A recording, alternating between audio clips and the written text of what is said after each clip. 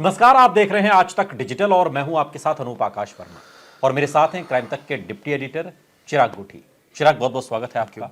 जयपुर में जो हुआ, राजस्थान की राजधानी में, हर कोई उससे सन्न है और आज तो खबर ये आ रही है कि न सिर्फ जयपुर बल्कि राजस्थान के कई इलाकों में जो राष्ट्रीय श्री राजपूत करणी सेना है उसके जो कार्यकर्ता हैं, जो उसमें जुड़े हुए लोग हैं, सड़कों पर उतर आए हैं, आगजनी कर रहे हैं, तमाम चीज़ें हैं। लेकिन सवाल ये है चिराग, इस पूरे घटनाक्रम में कि शूटर्स शादी का कार्ड देने के बहाने एंटर करते हैं, बातचीत करते हैं और जिस मकसद को लेकर वो आते हैं उस मकसद को फिर वो अंजाम देते हुए धाएं धाएं धाएं धाएं करके वो निकल जाते हैं।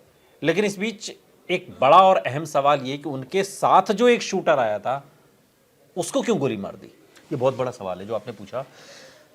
तीनों लोग एक साथ आते हैं, स्कॉर्पियो में आते हैं, 20 सेकंड का फुटेज अनूप, और ताबड़तोड़ गोलियां चलती हैं। हमने फुटेज देखा, सामने की तरफ बैठे हैं जो सुखदेव हैं, उनके सामने 2 शूटर बैठे हैं।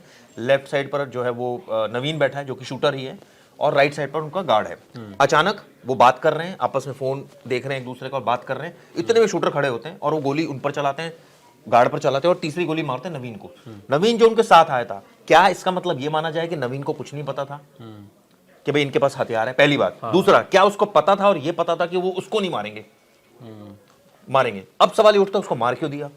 हाँ, वही कि अपने ही साथी को क्यों मार दिया? नहीं, साथी को क्यों मार दिया? या वो कमजोर कड़ी था इनकी, या वो आना नहीं चाहता था, या वो कुछ राज खोल देता, या वो बहुत कमजोर था, वो जिस माइंडसेट के साथ ये आए थे उस माइंडसेट के साथ वो नहीं आया था। मतलब कुछ तो वजह रही होगी ना, वरना तो कोई अपने को क्यों मारेगा? बिल्कुल सही बात है। और अपना था भी या नहीं, ये भी सवाल है। ये भी सवाल है। और सबसे बड़ी बात ये है कि जो मारने वाले वो भाग गए, 2 मर गए, तो ऐसे में बताएगा कौन मोटिव क्या था? भाई बताएगा कौन? जो हम ये एजम्पशन कर रहे हैं कि भाई ये हो सकता है उसको पता ही ना हो नवीन को कि उनके पास हथियार है, या उसको पता था उसको ये ना पता हो मुझे मार देंगे। तो ये दोनों ही बातें कन्फ्रंट कौन करेगा? जो पकड़े जाएंगे आरोपी। अभी तो वो नहीं पकड़े नहीं गए, तो अभी तो मोटिव ही अनक्लियर है कि ऐसा हुआ क्यों। गोदारा कहता है कि जी दुश्मनी थी, दुश्मनों को मार, दुश्मनों के साथ मिल गए थे। कौन थे वो दुश्मन? शुरुआत में करता हूं इस पूरे केस की आनंद सिंह से। जब उसकी एनकाउंटर होता है उसके बाद उसके शव के साथ जो सुखदेव है वो उसके साथ रहता है। कभी लॉरेंस और आनंद में दोस्ती थी, अब वो उसके साथ रहता है। धीरे धीरे उसका एक कद बढ़ता है करणी सेना में, वो एक अलग बना लेता है। पद्मावत से विरोध शुरू होता है, वहां भी विरोध करता है। अब उसने एक अलग बना ली। इसके खिलाफ भी कई सारे मुकदमे थे सुखदेव के खिलाफ। अब ऐसी सिचुएशन में जब ये सारी सिचुएशन आ रही है और अचानक इसका मर्डर हो जाना और नाम आ जाना लॉरेंस का, कुछ भी करें घूम फिर के, तो ये भी एक समझ से परे है। मान लीजिए लॉरेंस ने खुद तो कुछ कहा नहीं है अभी तक, ये तो गोदारा ने एक सोशल मीडिया पर एक पोस्ट डाली ना। अब ऐसे तो कोई भी किसी का नाम ले लेगा, तो लॉरेंस की भूमिका का भी इसमें कितना लेना देना कितना नहीं, वो एक अलग विषय है। अभी उस एंगल से मेरा ख्याल है जांच भी नहीं हो रही है। सवाल ये है कि इसमें एक फौजी भी है जो हरियाणा के महेंद्रगढ़ का है, और उसे शायद 7 या 8 नवंबर से उसे वापस ज्वाइनिंग करनी थी, जो छुट्टी लेके आया था, लेकिन वो वहां गया नहीं, उसकी जहां पोस्टिंग थी, और उसके बाद वो अपना इधर उधर में लगा हुआ है। अब इसमें उसका नाम सामने आता, इसके बारे में क्या जानकारी है? महेंद्रगढ़ का है, इतना ही पता है। और ये क्यों शामिल हुआ, कितने पैसे इसको दिए गए थे, शूटर है, इसके खिलाफ एक मुकदमा भी दर्ज है, ये भी बात सामने आई है। और ऐसे में अब ये एक दूसरे आरोपी के साथ मिल गया। इन तीनों का क्या प्लानिंग थी? देखिए, इससे पहले स्कॉर्पियो ली गई है, वो किराए पर ली गई है। अब सवाल ये उठता है कि ये बात तो नेचुरली इसको पता थी ना नवीन को कि स्कॉर्पियो किराए पर उसी ने पैसे दिए, उसी ने लिए, वो ही लेकर आ रहे हैं, वो उनके घर में एंट्री छोड़ के भाग गए फिर उसको, जिससे कि और फिर उसी को मार दिया और उसी को छोड़ के भाग गए, और जो है वो स्कूटी से वो निकल गए। अच्छा, ये बताइए लॉरेंस का नाम क्यों आ रहा है इसमें? समझ से परे है। बहुत अजीब सी चीज है कि होता क्या है कि अब जो भी कोई केस हो तो लॉरेंस का नाम डाल दो। ये मुझे फिर याद आता है 90s का बॉम्बे।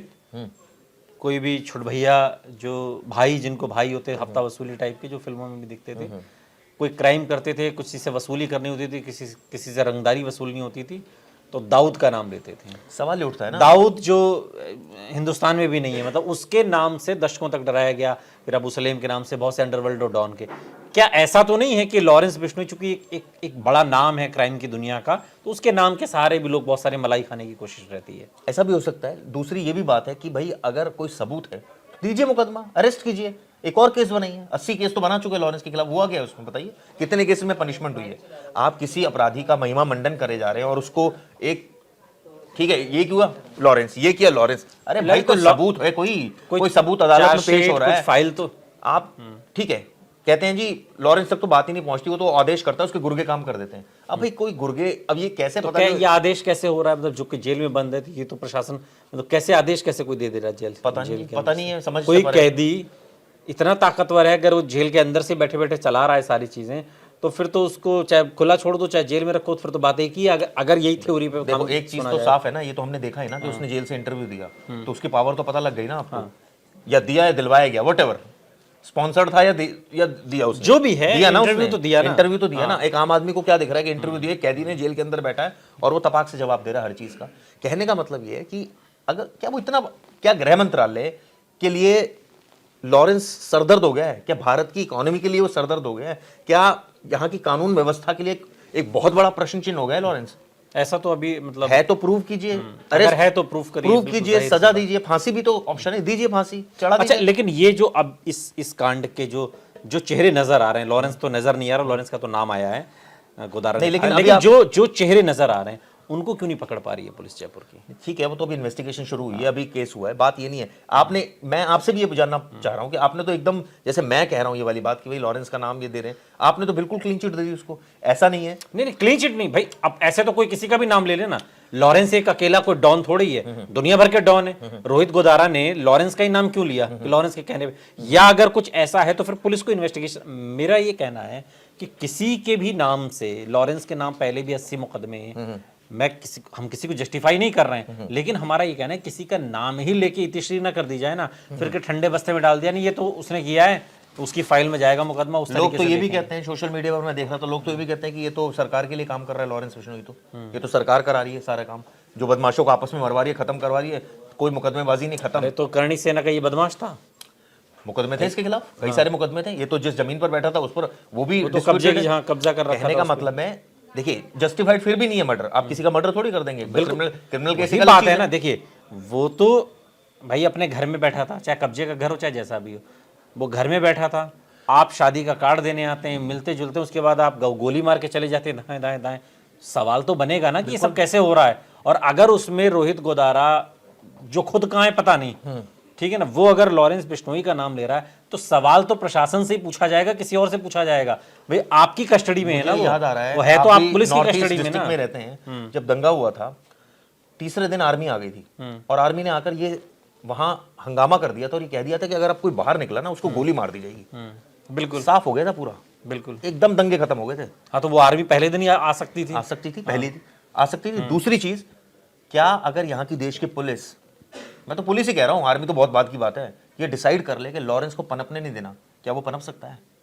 क्या वो पनप सकता है? मैं आपसे सवाल पूछना चाह रहा हूँ। कोई नहीं पनप सकता, कोई भी गुंडा नहीं पनप सकता, कोई भी असामाजिक गतिविधियों को अंजाम देने वाला ऐसा नहीं सोच सकता। लॉ एंड ऑर्डर अगर दुरुस्त होगा, तो फिर ये हर सवाल ये राज्यों- उठता है कि क्या सरकार पाल रही है? देखिए कई लोग करते हैं सोशल मीडिया पर सवाल कि सरकार पाल रही है, तो सरकार चाहती है कि वो जिंदा रहे ताकि आपस में जो क्रिमिनल, सोशल मीडिया के तो बात ही अलग है।